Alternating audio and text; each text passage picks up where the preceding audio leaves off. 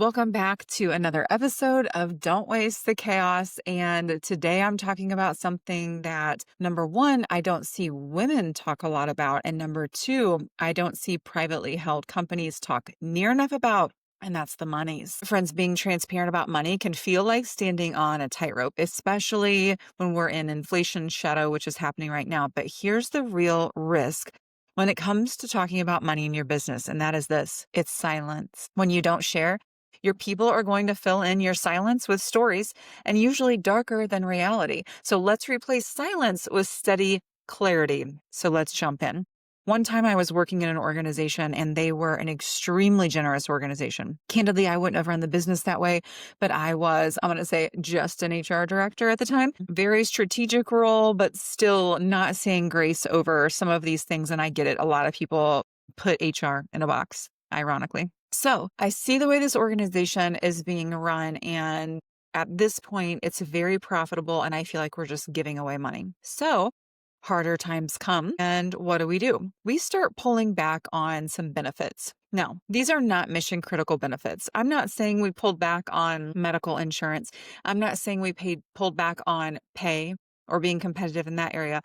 The first thing we started pulling back on, are you ready for this? Solo cups. We started pulling back on solo cups. There was a ton of waste in this company. Free fountain soda. Picture it like that. We have free fountain soda, and everybody's using a brand new solo cup every time they come up. And we've got a decent amount of people who are kind of knocking us for the waste. And so we start thinking about how we're spending. And we're like, well, one thing we could do is just like stop wasting all these solo cups from a money perspective, and also just like trash and waste in general. We need to be like social stewards as well. So we give out a one-time use plastic cup. And if you are somebody who's ever lived in Columbia, Missouri, I'm going to call it a Shakespeare's cup, maybe a Harpo's cup. You guys know what I'm talking about? It's just a plastic one-use cup. It's got a big amount of space for a good beer pour or soda, whatever you like. So we give these out. They're cute. They're branded. We're like, this is great. There's going to be a huge win. You can add your name on it. We have a little area where you can write with a Sharpie on it. But we didn't really tell people why. Around the same time, we also said, hey, not everybody in this organization can just go buy a t-shirt and work with a t-shirt company on a branded t-shirt.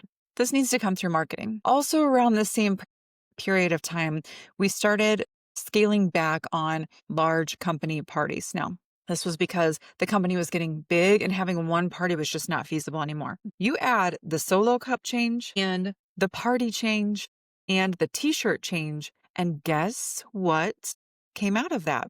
The company's going broke. We're folding. We're not even going to be around in 5 years. Just the rumors were bananas. We should have shared more information. The person in charge of internal communications, which, spoiler alert, there really wasn't a person who was in charge of internal communications, had kind of been from HR, from a learning and development perspective, but there were people who had feelings about that. But then marketing really wasn't in charge of internal communications, and no one was really saying grace about it. And so we didn't have a good strategy. And in the absence of information, rumors started going bananas. We weren't going broke as an organization. We were being extremely wasteful, but we weren't going broke. We were seeing things go rogue a little bit, but we weren't going broke. Things were getting a little out of hand sometimes, but we weren't going broke. So I want to give you permission. We're going to get more transparent. We're not going to share every spreadsheet. We're not going to share every hard number, but we are going to share enough to anchor our employees' trust. Let's get into it a little bit deeper. I want to talk about why transparency matters when it comes to financials, when it comes to goals, when it comes to direction. Trust is tied directly to transparency. I was reading a research study recently done by Deloitte. 86% of leaders agree greater transparency boosts workforce trust. So 86% of us are on the same page here. Transparent leadership can yield up to 30% more trust and 25% higher morale. That was from a Marks Elliott study that I read. On top of trust being tied to transparency, employee engagement and productivity truly do pay the bills. Even though we think sales cures all ails, at the root of that is employee engagement and productivity. Happy, engaged employees are up to 12% more productive, and companies with engaged cultures outperform others by up to 20%. I've actually seen data much higher than that. but that was the most recent study that I read. We also want to avoid the turnover tax. We all know it's expensive to replace people. Just as a reminder, replacing someone may cost 30% up to 20%. My math's not math in there. Replacing someone may cost 30% up to 200% is what I meant to say of their annual salary. This includes hidden costs like lost productivity, morale dips, and things like that, but also posting the job, the training, and all of that. So many times when I'm coaching a leader in their organization, they're like, I just feel like I'm going to create mass chaos or I'm going to share too much. And then people feel like they have a say on everything. Yes, I get that. Sometimes we do share too much as business leaders. And then we do have employees that think that they need to be calling the shots in areas that's really not any of their business. So I get that, but we can share reality with calm. Context is going to beat panic any day. And just like my example of the solo cups and then people thinking that the business is going to be closing, sharing data doesn't always have to make an alarm bell go off. If we were sharing margins, trends, and immediate actions, if there's things that aren't performing well, we can share immediate actions that we're going to take to course correct. Now we've got the why. We need to explain what transparency is to our employees and honestly to our leadership teams. Clearly sharing high-level financial health. I'm talking about revenue trends, margin pressures, budget flexes. Not every single crunchy number are we going to share. A lot of times we're going to be sharing percentages. Sometimes we're going to share the actual number, but a lot of times we're going to be sharing percentages, and that's appropriate. I'm just asking you to consider what you can share because we're working primarily with a generation right now who need to be attached to the purpose of the organization. If we're sharing no data, if we're sharing no goals, if we're sharing no percentages, how are they supposed to attach to the purpose of the organization? We can cast the most beautiful vision statement. We can roll out our values with flashy parties that have Harleys rolling up in buildings and fake tattoos like I've seen done before. But really, if we just help them understand, here is your chunk of responsibilities. Here's how these roll up to these objectives, and here's where these objectives get us as an organization. And if you're clear with those, you're going to draw in the right people and you're going to repel the people who aren't. Let's say you're in a lean season, a time where you are needing to scale back the solo cups. All you need to say is we're in a lean season and here's what we're doing to stay resilient and here's how you can help. Most generally, employees will hop on board. Now, are there going to be a few people who are like, oh my gosh, the sky is falling. I probably need to look for another job. Sure. But are those the people that you want in your organization? The people who can't manage their stress, who are jumping off a cliff? I don't think that that's really what we want. So sharing that transparency, we're in a lean season, but here's what we're doing to stay resilient. And here's how you can help as our employee population. It's beautiful. It's a beautiful place to be. This is sharing reality with calm. So let's talk about how to crowdsource this efficiency essentially and get your entire population, your entire employee population involved. You need to lean into a high involvement culture. Organizations with employees that have information and decision-making power see stronger commitment, retention, and even higher organizational performance in general. I've seen this in a report in Financial Times. I saw something that corroborates from Mark Elliott. So if they have the information and they've got decision-making power or autonomy, you're going to see a stronger commitment from them, stronger retention rates, and higher performance. That seems like a no-brainer, but I see so many organizations that do not share with their employee population. Let me take it to a personal level. I've seen CEOs who share virtually nothing about their personal life. But yet they'll chat it up with an employee about that employee's personal life. But when it comes to like reciprocating that, they don't share. If I'm an employee, I'm thinking this person doesn't really like me. They're just checking a box from a relational perspective with me so they get what they want out of me.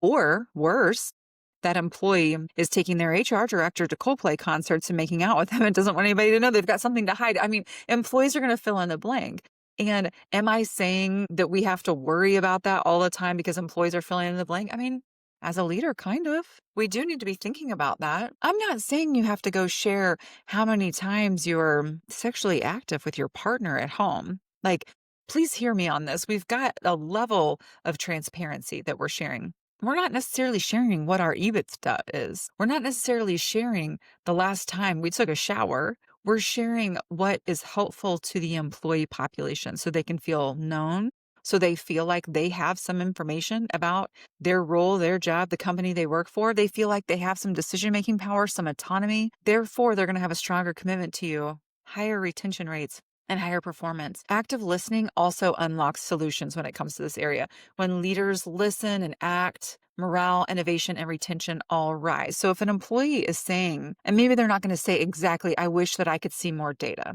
or maybe they are saying, we feel like we don't trust our leadership team.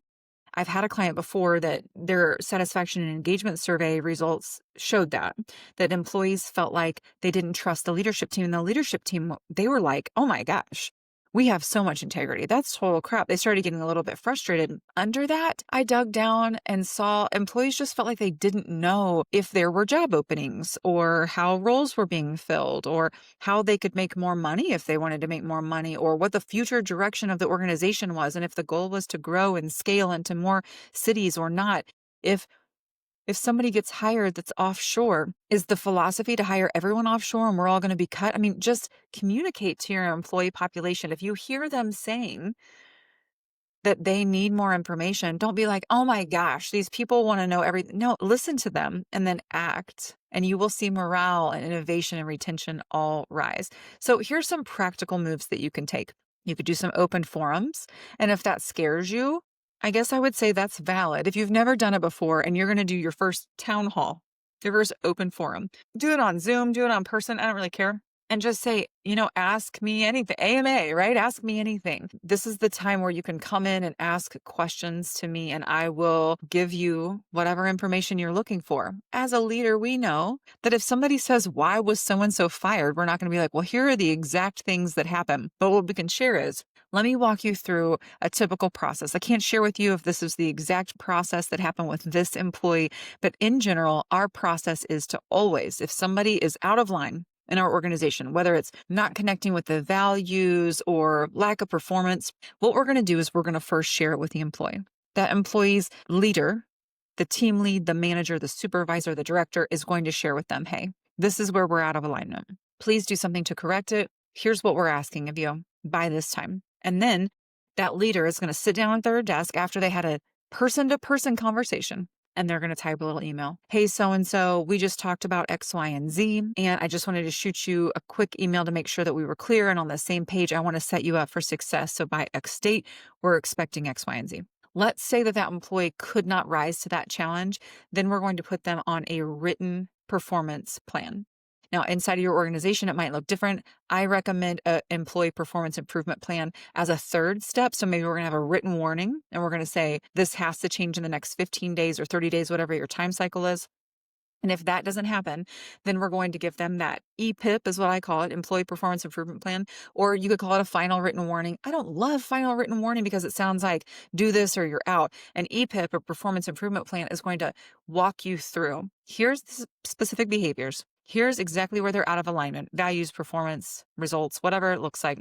Here is what we need you to do to get there. Here's the exact timeline. Here's when check-ins are going to occur. Here's how the feedback's going to get back to you. And here's what happens if you don't hit it. It's a full plan. It's not just knock it off, you're out of alignment, and you're going to get fired, or not even telling them what's going to happen. And in this case, the employee in question, something along those lines happened with them, so they were not taken off guard. And if any of you stumble down this path where there's a lack of performance or a values misalignment, we're going to treat you the exact same. We care about an equitable workplace. That's a lot of information, but here's a little tip for you as a leader in an organization. If you want to shut something down, so if you've got an employee who's always overstepping their bounds or thinks they deserve more information than they should really have, and they should really be focusing on their role, give them so much information, not anything like that could get you down to a defamation claim or something like that, but give them so much information like what I just said. Here's how our process looks, literally walking them through it. Don't be general, be specific, because then they're going to say,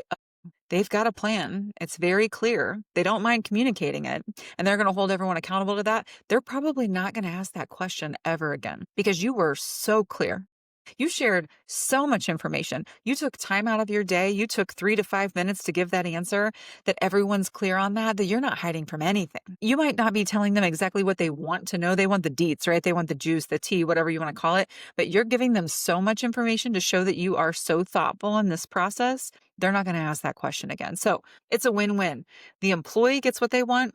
And as a leader, you are being transparent enough to let a person know you are a very intentional leader. And if you're a leader that's like, well, I can't do that because I'm not that intentional, I would challenge you to get that way. Get your processes in order.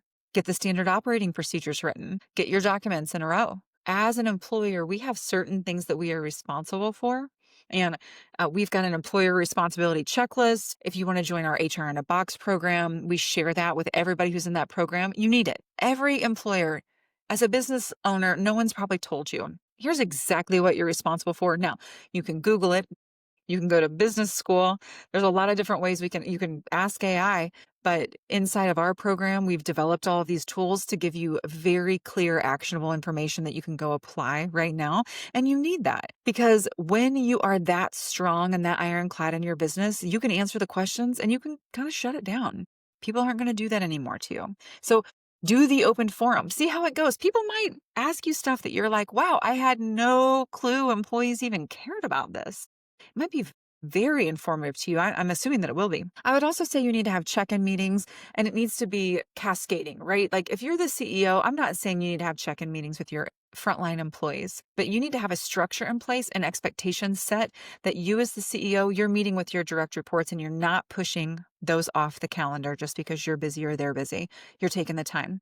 And you're giving them feedback and information that would actually be helpful in their role. And then you set that clear expectation. We prioritize this now. You go prioritize this with your people. So your VPs or your directors or your leadership team, then they are having sit downs with their employees, going over their job and their expectations, helping them remove obstacles and barriers, but then also sharing critical information about the organization. And then I would say once a month, once a quarter, I'd like to say at a minimum there, but maybe you're doing it biannually or annually and it's that effective. An employee engagement and satisfaction survey would tell me.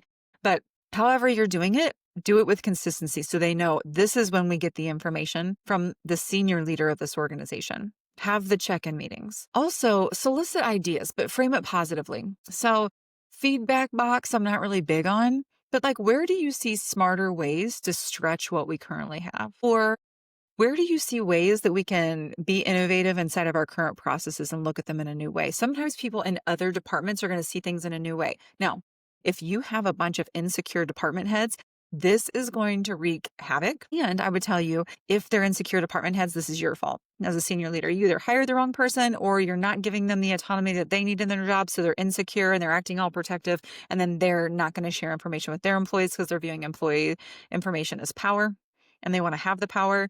And those are completely different issues that I'm recommending that you address. If you are in a secure environment where your leaders feel well resourced, and then they feel resourced to empower their employees, then they're going to feel comfortable to say, where do you see smarter ways for us to run any process? Nothing's off limits. Get the feedback from your people. Most of them, it's not their first job. And even if it is their first job, maybe they just came out of school and they learned some information. Or maybe you don't know this, but this brand new frontline employee that's working for you has a dad or a mom that owns their own business and they've taught them about it. And they're just making their son or daughter get some real world experience before they come back and run their business. You've got diamonds in the rough. Get the feedback from them. Everyone's brains work differently. You need to get the feedback from your people. Open up these forums and see what you get. By being transparent with your people, by being open to these open forum meetings, you're reinforcing a commitment to your people. And this is going to it's going to pay back in huge rewards. It's like morale insurance. Transparency isn't just about the numbers. It's about the connection with the people. It says, you matter here, even when the budgets are tight. You matter here, even when this is hard. You matter here, even though we're navigating something difficult. I would recommend you use authentic language. So use phrases like, we're navigating this together to reinforce that shared mission. And also it's going to build trust and give them that ability to speak into the process. Because if I'm an employee and the senior leader says, we're trying to figure this out between me and two other people and we'll let you know how it goes. Like, I don't know, you got us into this mess. So can you get us out of it? There might be a little breach of trust there, but maybe rightfully so. So share with them that you're open. You want to live out your brand. I'm curious what your brand would say about this. My brand says humble efficiency. So both of that, humble and efficient, is going to mean I'm going to let people weigh in. Despite a lean margin or whatever issue you're facing, your loyalty to your people remains unwavering. For me, That's humble efficiency in action. But whatever your values are, if you tell people that you value them, which you kind of have to if you're going to recruit and retain people, then live it out in the way that you're communicating to them. So let's go a little beyond finances. Throughout this whole episode, I've been trying not to just focus on the financials because, yes, we want to be transparent when it comes to the financials, but anywhere where you go quiet. So think about a strategy shift or a staffing change or upcoming changes. Silence breeds bigger stories. So your transparency can anchor culture no matter the topic. So let's kind of jump into some of these. You've got a strategy shift. We're just going to share with our people. I was thinking through some things. I had conversations with these people. I got feedback from my business coach, whatever it is. And I'm thinking we need to pivot in this way. And this is what I'm navigating. Or we want to go a little bolder. And these are the decisions that I've made and why. Here's why I've made these decisions without your input. And I'm asking you to buy in. And here's how you can make an impact. If it's a staffing change, like the example I used earlier, I had a firm that hired their first offshore person, but they didn't tell anyone until the person was hired. You can imagine the ripple effect. People who were in the exact same job that were stateside, they were like, they're probably going to offshore everyone in this position. Well, first of all, they were just testing it, but they had no desire to replace the current workforce. But to scale, they were struggling with recruitment. And by the way, they had asked their people to help them recruit. They had offered referral bonuses. And it just wasn't happening. So they found this offshore firm. And so they were beta testing it to make sure it works. So, by the way, give us feedback. If you see issues with this person's performance, we're open to it. But this is a way that you all can all keep your jobs, but we're not putting pressure on you to help us recruit because I'm assuming you don't have anybody to refer to us because we didn't get any, even though we gave you a great referral bonus opportunity to make some extra side cash. So we're using this offshore firm. And we're going to do this for 3 months, 6 months, 90 days, whatever it looks like. And then we're going to make a decision moving forward that might look like X, Y, and Z as we continue to scale. And here is how we know that we need more people, when and why. Giving them the information. Does it slow you down a little bit? I mean, sure, you have to think through your strategy, but shouldn't you be thinking through it anyway? And then you have to take the time to communicate to your people. Well, shouldn't you be communicating with them anyway? So these are just reinforcers, and it's going to build trust, and it's going to positively impact your culture. So good. It's so good. So if you've got a team that's anticipating layoffs because of an offshore person, shut that down. If you say there's a hiring freeze, don't just tell people there's a hiring freeze. Like, what's that mean? Is that because of budget cuts? Maybe it's because our HR person is bogged down with this other project. And so for right now, we're not hiring, or we've got our leaders working on a different project strategically. And so right now we're not hiring, or we're looking to invest in this technology. So right now we're not hiring. Like, just give the final 10%. And I don't mean the nitty gritty that's going to scare everyone. Just help them to understand the intentionality behind your direction, because I know you didn't get to where you're at as a leader without some intentionality. We're just asking you to share it.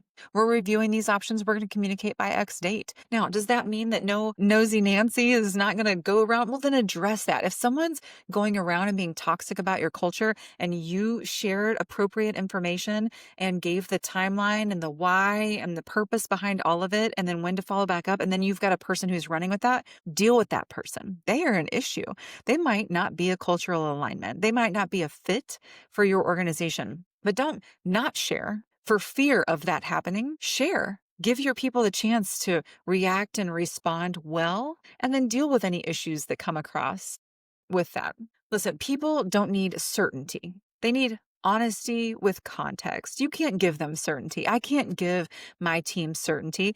I literally just this morning before recording this episode had one-on-ones with my team and said, I know we've been promoting X, Y, and Z, and we've been trying to fill X, Y, and Z, but I want to go all in on this one area in my business. It's a little bit of a pivot. I gave them the why. And you know what? A couple of them said, this gives me so much clarity to know what to do. I've got a little bit of back work to do because of the change, but it gives me so much clarity. Transparency transforms fear into fuel, and that fuel can be used for creativity, for connection, and for collective ownership. And if you are the type of business owner, like most business owners I talk to, that say it's hard to get anybody to work around here, or they just don't have owner mentality, well, here you go. Let's start with transparency and see how it goes for you. I'm telling you, the appropriate amount of transparency is going to turn fear or gossip or whatever that is into fuel for creativity, for connection and collective ownership. Today, I'd like to challenge you to share one insight